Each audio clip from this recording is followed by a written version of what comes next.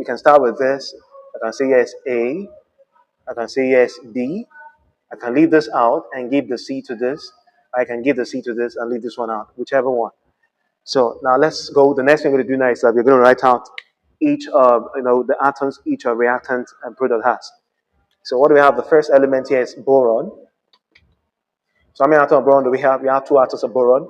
So the coefficient here, we multiply each of this. Don't forget that whatever coefficient you have outside, that's external, affect everyone, everything, all the atoms of element, both the ones in the bracket and the ones outside the bracket. So boron here is 2, that's 2A. No other boron on the reactant, so equals to, then we switch over to the product. Now boron here is just 1 atom, that's just 1.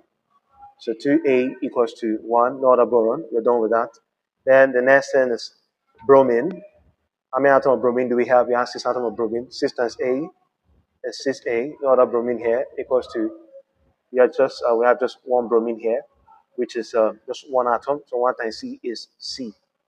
So we're done with that. So the next element is hydrogen.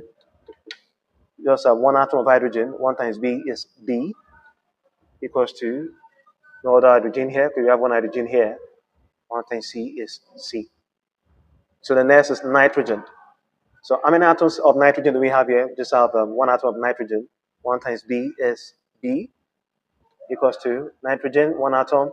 That's going to be affected by this external atom, this substrate. So that's going to be 3 atoms of nitrogen. No, no coefficient attached, just 3. As simple as that. So another nitrogen. So I think we're done with that. Then oxygen, which is the very last element. 3 atoms of oxygen. 3 times B is 3B equals to, altogether 9 atoms of oxygen. That will be equals to 9. No other oxygen. So we are done with all the elements. Boron, bromine, hydrogen, nitrogen, and oxygen. So you're just going to take all this elements off, and you're going to be left with a simultaneous equation. So you have a simultaneous equation here. So you see, this method is very simple and also super effective.